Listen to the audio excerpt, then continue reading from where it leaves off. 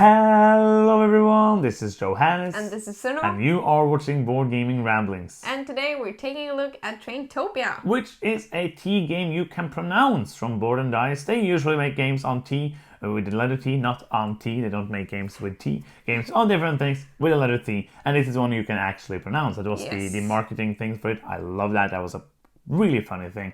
They do some great social media marketing. I like that, and I usually like their games. Yeah, it plays from 2 to 4 players in about 30 minutes. It does. And if this is your first time on the channel, please subscribe. It's free, it's easy, makes us happy, makes us smile. We don't usually smile, but we do when we get new subscribers. Yay. So Traintopia is a very light route building game.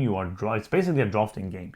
You will be playing 7, 8 or 9 rounds. I think I don't remember if it's 7, but it's 8 or 9 rounds, and each round you're going to draw on these cards that look like this, and here you're going to place different elements, so some different visitors, tourists, some mailbags, maybe you get a train, and all of these different things. And also you're going to draw some of these tiles that you can draft. So then you're going to just do a normal draft. I take a thing, I place it where it's supposed to be, and then it's the next player's turn. So what you're going to do is that you're placing the tiles, you have to place the rail so that it matches. If you get one of these colored meeples, you can place them on a track and they will score every space you have with that color on that track.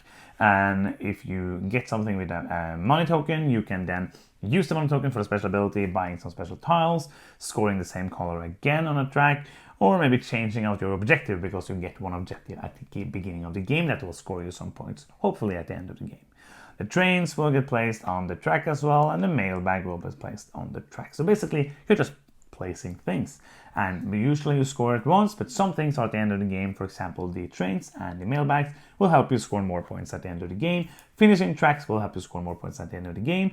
And after you played all the rounds, is really actually a pretty cool mechanism, is that the player who has the least points in front of them get to choose one of these 4 elements, then the player with the next fewest points, and so on. So everyone gets one of these elements at the end of the game.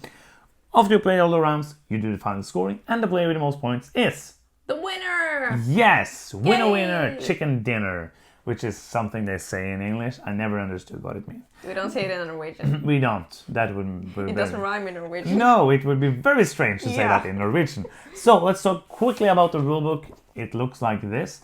It is actually all the way up to 11 pages long, which is kind of long for this kind of very simple game. But remembering like what I've read in this rulebook, it is pretty easy to follow. There is, as you can see, like there's a lot of examples, a lot of not too much text, which is good. Like there's a lot of color, a lot of things to see how it works. I think like most of it is very simple, going through how the game works and just like telling you all the actions first and then how you place tiles and how you place things. And I like that. Very easy to follow. Not too much to say about really the rulebook. Rulebook. Thumbs up. So the components. I like them. I think these little wooden components are cute and nice. Both the colored maple and the little trains and the mailbags. The tiles are nice looking. They are okay quality, I feel like, and this whole game has a nice cartoonish vibe to it. It just looks cozy and colorful. Yeah, I think it looks good on the table. It's, as I said, it's easy to see, which is important because there's a lot of information on these tiles, so it's important to be able to differentiate and see what is what, and I really like that. Not too much to say either, like the cards are a bit flimsy, but that's okay because you don't handle them too much. But I would have liked them to be a bit better quality, but if the game can be cheaper for that, that's fine. Like it's a big box, there is a lot of space in the box, so the box could have been a bit smaller. But again, like this is the normal sized box, so I understand why they went with it. But it could have been like a smaller, maybe half the size, because there is a lot of dead space in the box. But they actually have an insert that works pretty well. Yeah. And I'm happy for that. So let's talk a bit about the gameplay. Yes, it's fairly easy, and I think the draft is interesting. Yes. You're both drafting these wooden components that goes on the tracks and the actual tracks in the same same draft. Yeah. So I have to decide: do I want to build on my route, or do I want to get some dudes to score some points? I really like that, but then again, it's a bit random.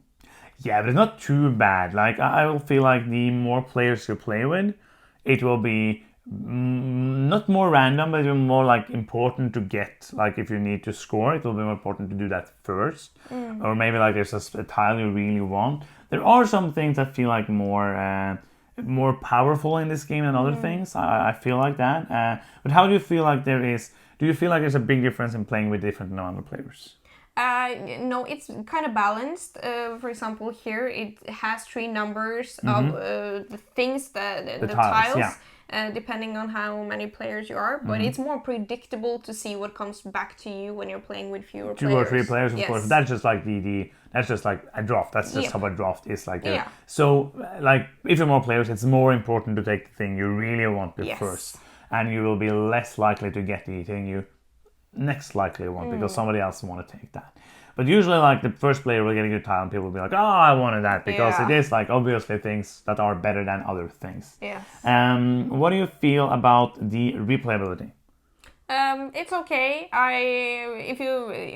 If you like the game, you like it, and it's also cool that you have these objectives to go for that makes like forces you to play a little differently. But I would.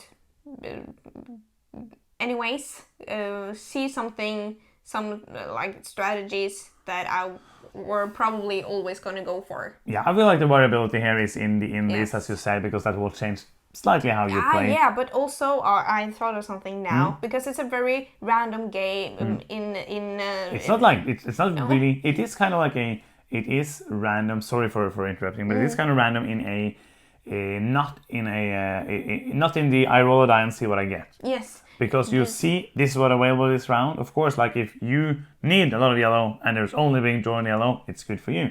But it's just like it's very few meeples, so there isn't a lot of each color.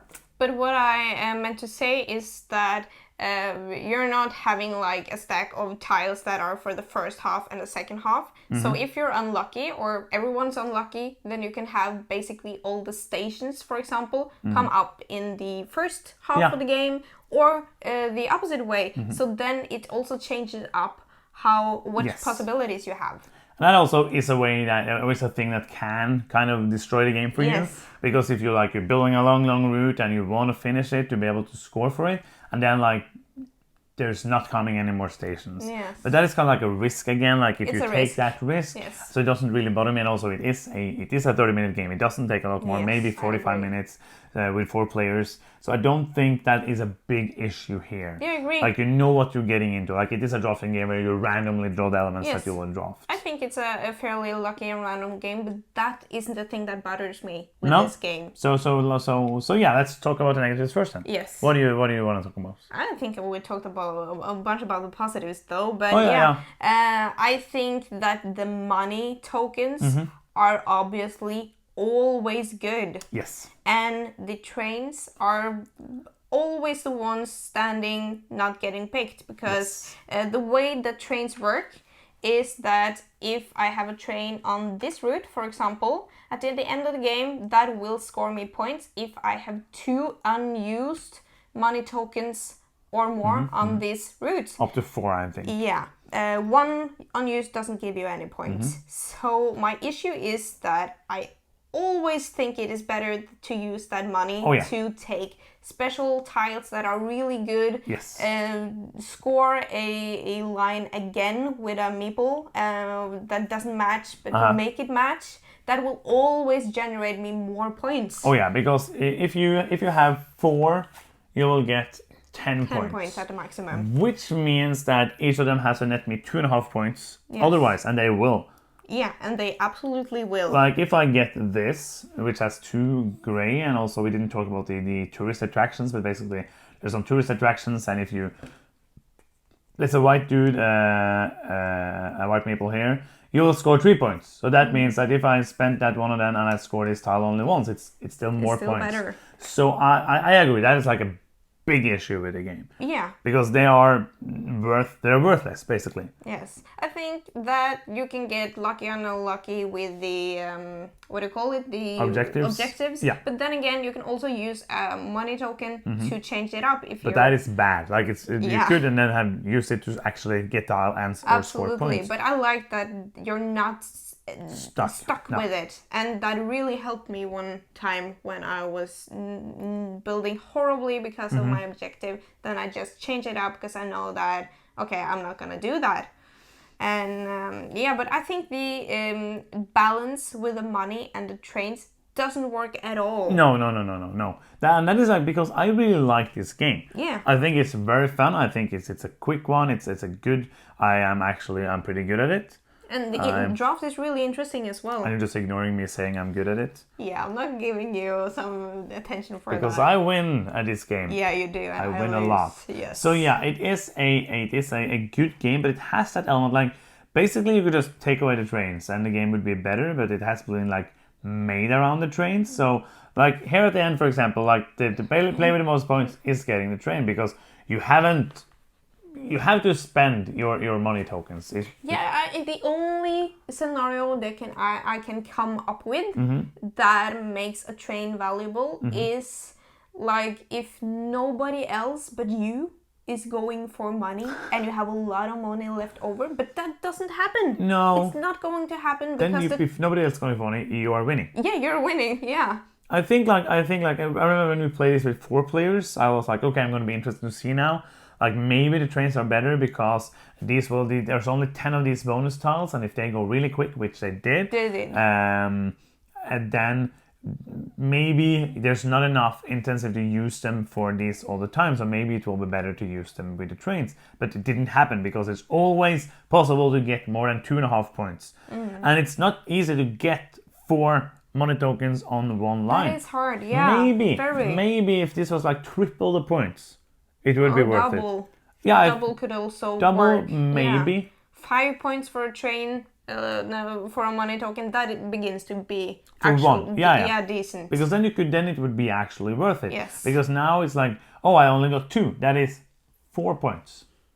You could easily get a lot of more points for those. But I think we got that down. You understand that. So we don't need to ramble 16 hours for that. But other than that, I really like the game. So I think it's sad that this wasn't taken away in playtesting, which is strange. I don't know why. I don't understand how they kind of felt that. This is good. Getting 10 points for not using 4 money tokens.